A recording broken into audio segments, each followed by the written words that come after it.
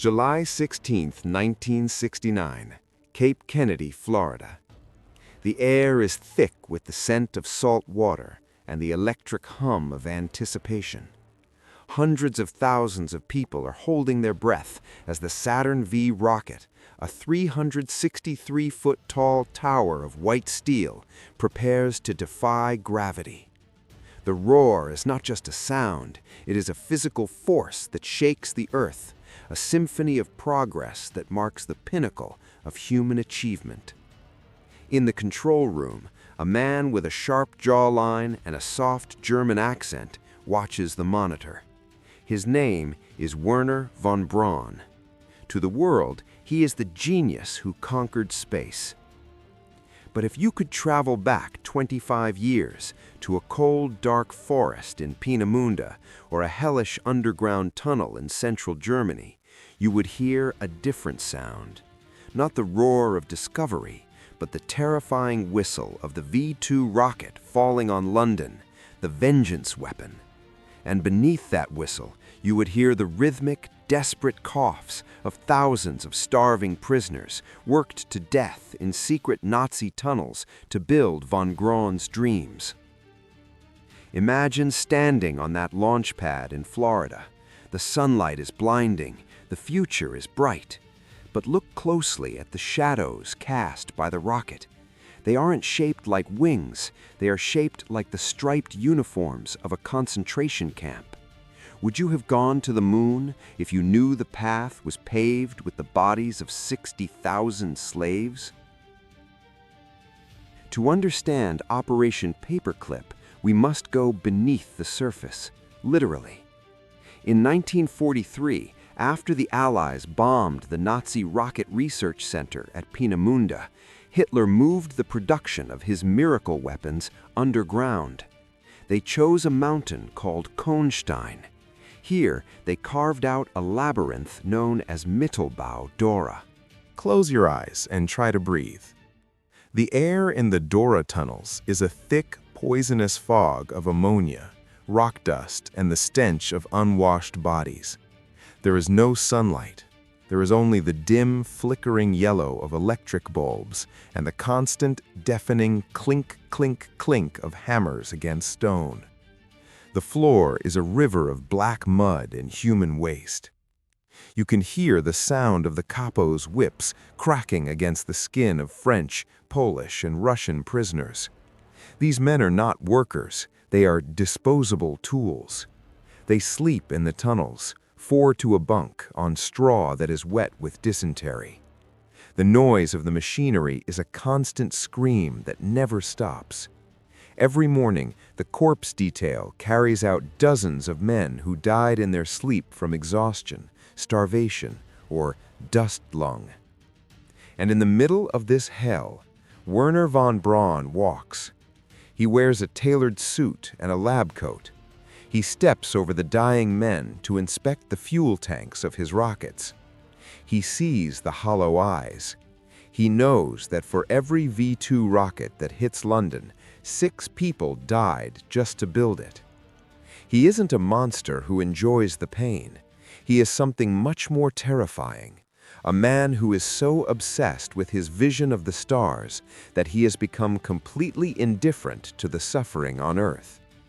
How does a man look at a dying slave and see only a mathematical variable? May 1945.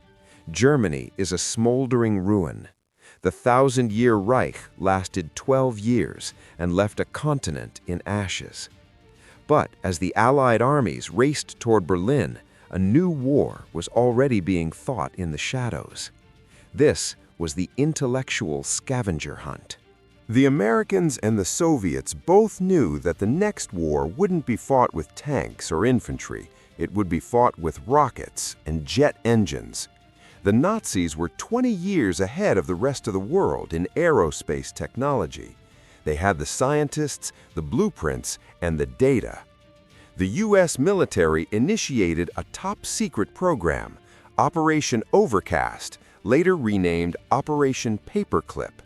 The name came from the paperclips used to attach the scientists' new, sanitized biographies to their personnel files.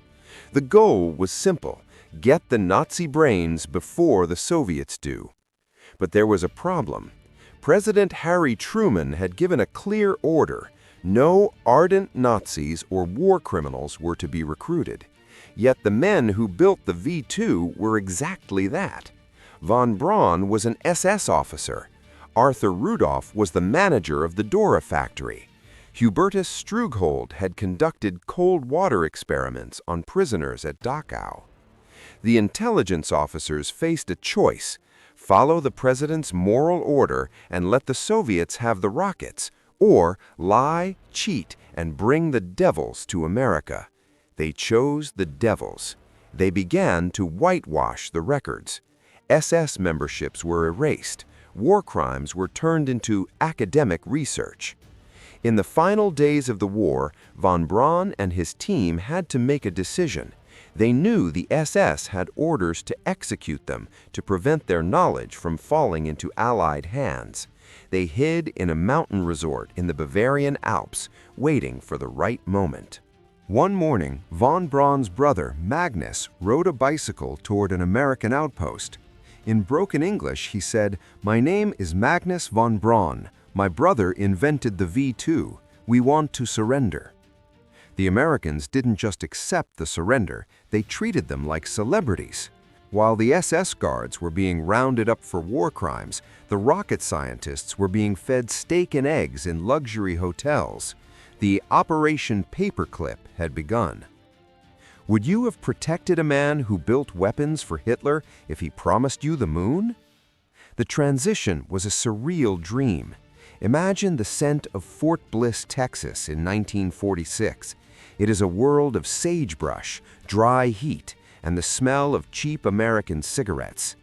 The Nazi scientists, who months ago were hearing the sirens of Berlin, are now living in wooden barracks in the middle of the desert. They are prisoners of peace. They are allowed to work, but they are guarded. They miss the dark forests of Germany, but they love the abundance of America. They are fascinated by the supermarkets, the massive steaks, and the orange juice. You can hear the sound of German opera playing on a radio in the middle of the Texas desert, a strange, beautiful echo of a fallen world. But the American soldiers guarding them are not happy.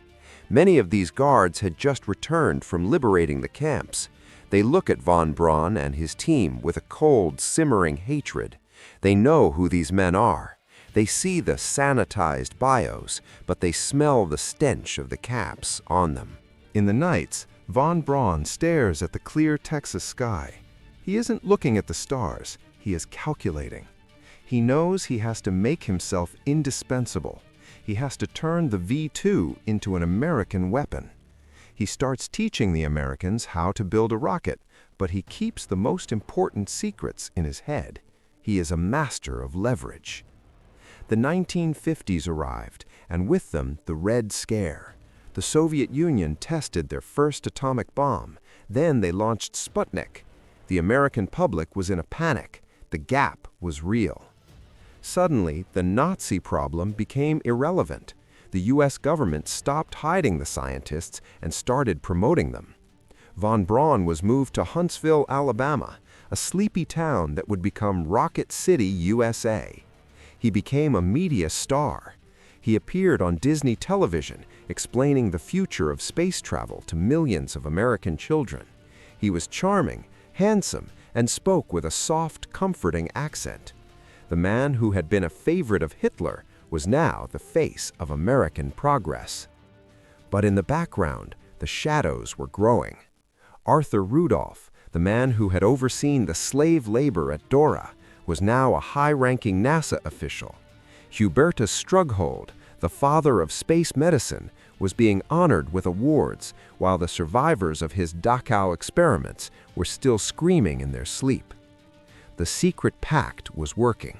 America got its rockets, but it was losing its soul. Huntsville in the late 1950s was a strange German-American utopia. The scientists bought houses, joined the local churches, and started orchestras. They were respected citizens. The town's economy was booming. Imagine a Saturday afternoon in Huntsville. You hear the sound of a lawnmower and the smell of freshly cut grass. In the backyard, a man who used to wear an SS uniform is grilling hot dogs for his neighbors. His children go to school with the children of the American officers who liberated Buchenwald. It is a world of deliberate forgetting. No one asks about the tunnels. No one asks about the vengeance weapons. When the scientists speak, they talk about science and mathematics and the purity of discovery.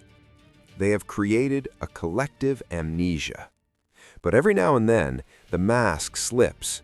A survivor of Mittelbau-Dora, now living in New York or Tel Aviv, sees a photo of von Braun on the cover of Time magazine.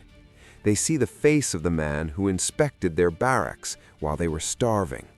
They feel a cold, sharp blade of injustice. They try to tell their stories, but the world isn't listening. The world wants to go to the moon.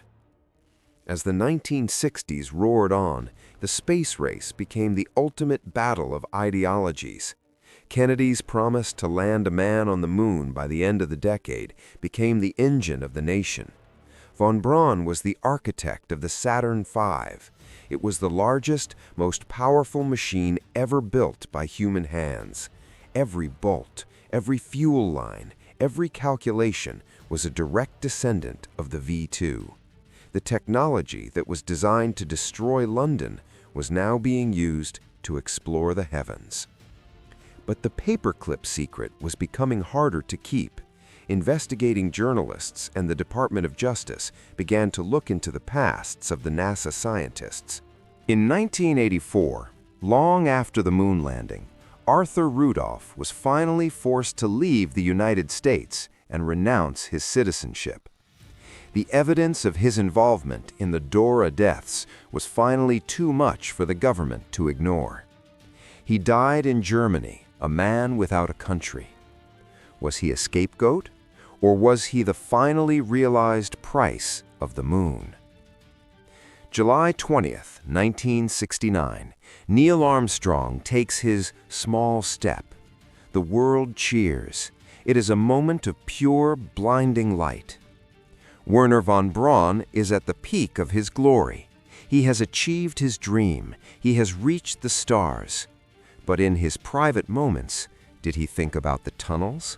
Did he think about the 60,000 men who were ground into the dust so that he could have his blueprints? The climax of the space race was a victory for humanity, but it was also a victory for the paperclip strategy. It proved that in a world of geopolitical struggle, ethics are often the first casualty. The U.S. didn't just recruit scientists, they recruited a mindset. The idea that the end justifies the means. Today, the legacy of Operation Paperclip is visible everywhere. It is in your GPS, your weather satellites, and the very structure of NASA. The technological leap provided by these men changed the world forever. But as we look back, we must ask, at what cost? The Nazi shadows in NASA's light are a reminder that history is not a clean story of good versus evil. It is a story of pragmatism, cold-blooded calculation, and the terrifying power of human ambition. Von Braun reached for the stars, but his feet were planted in a mass grave. Operation Paperclip was the secret that rebuilt American science. But while the rocket scientists were building NASA, another secret group was being formed in the shadows of the CIA. A group of stay-behind armies designed to fight a war that never happened, at least not in the way we were told. What happens when the protectors of democracy become its greatest threat? How did a secret army in Italy and Turkey lead to a series of assassinations that would shake the foundations of the Western world? That is a story for our next investigation, Operation Gladio, the Shadow Soldiers.